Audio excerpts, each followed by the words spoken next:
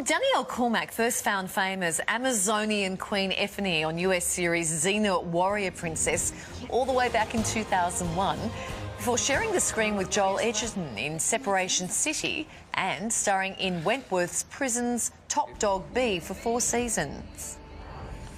Please don't do this. You know it's not right. You got guts.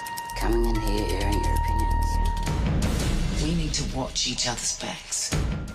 Oh, I love it. The actress picked up a Logie for her role in what I reckon is one of the best Aussie dramas ever. Now she is lending her star power to help raise awareness for Africa's food crisis. And Danielle Cormack joins us now. Always so great to see you. Thanks, guys. Thanks for having me. You're the ambassador for Child Fund Australia and New Zealand as well, right? I am. OK, so you recently went to Kenya to visit the drought-affected areas. That must have been an incredible experience. Yeah, it was. It was extraordinary, and I've been waiting for years to go to Africa. I've been to Vietnam and Cambodia with both Australia and New Zealand, and I have a sponsored daughter and a sponsored child in Uganda. So I've been wanting to go there for ages, but of course they're incredibly under-resourced at the moment, and they've been struggling for a while. So there was a window of opportunity where they were able to host me there to be able to go and visit the communities we've been working with, and also get to meet my sponsored child as well. So gorgeous. Oh, yeah, and that's over 15 years. I mean, that's a pen pal with the difference, isn't it?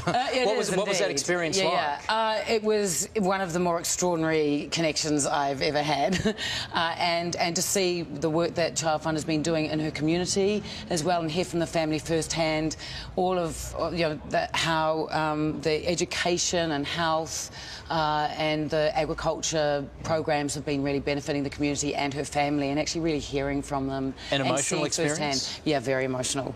I thought that I was going to be completely fine and arrived, and it was just really overwhelming.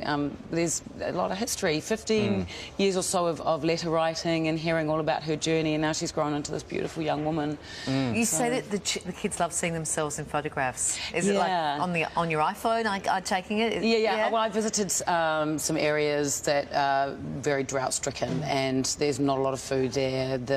All the livestock has perished, so we were visiting these makeshift feeding centres and feeding the kids, and going there in the morning time, giving them their uni mix, which is a nutritious porridge, and then seeing the marked difference afterwards. Their energy levels would rise, and they were able to have a bit of fun and run around. So I spent a lot of time playing games with the kids and singing songs, because for them, just to have that release and to just be able to be a kid for a while without feeling hungry and under-energised, and there's a lot of malnutrition there at the moment. And you're a mother of 2 children yourself. That as a reference point, for example, I mean, how is it seeing your kids and kids that age in that environment? Well, I guess for me, it's comparison doesn't bring great joy a lot of the time. So for me, it's just a lot of gratitude that I have kids that have access to good education, clean running water primarily, and and good health.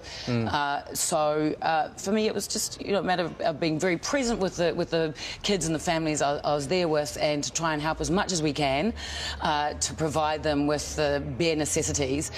And when I am at home, be very thankful that I can just go to the kitchen and turn on the tap and have clean running water. Yeah. How old are your children? I've got a 7-year-old and I've got a 21-year-old. So he's out in the world fending for himself now, which is a big relief. What do they think about what you do? Do they take an interest in?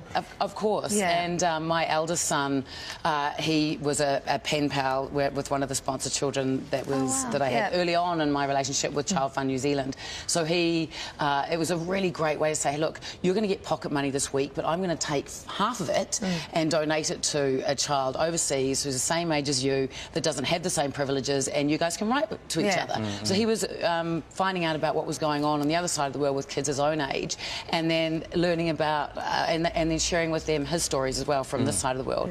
So it's about building relationships as well. Yeah, for sure. Yeah, sharing the knowledge. Yeah, but they've got a very famous mum. You've been such a star of the small screen, but now you're venturing, well, I'm sure, or maybe returning to the theatre, but tell us about what's ahead in the theatre. I've got 2 plays back-to-back next year, so and they're very big productions, so I'm I was treating the boards last year for a little bit, so yeah, I really look forward to it. Theatre is where I grew up. I mean, compared to television, what are the differences? Yeah, well, yeah, I love the rehearsal process. It's amazing. It's a very intense, 3 or 4 weeks, and then of course, it's live. You can't call cut when you're Forget it's like, your you lines. guys, you're live. Yeah, forget your lines. We'll go again. Yeah, the investigation of character, and of course, I'm working with fantastic playwrights, so and great material. Moliere, and of course, I'm doing Hedda Gabler, who's and they're doing a reworking of it where it's set in the Gold Coast. So okay, yeah, that's interesting. Yeah, so great to see you. Always Thank love you. coming and seeing you. And congratulations on all the great work that you're doing. Yeah, well done. Yeah, thank you very beautiful. much. Thanks, Thank you, Danielle. Danielle. For more information on Child Fun, you can head to our website, and Danielle will be sticking around after the break. We're going head-to-head in the buzz. Oh, okay. Alrighty. New Good. look, different Okay. look. Okay.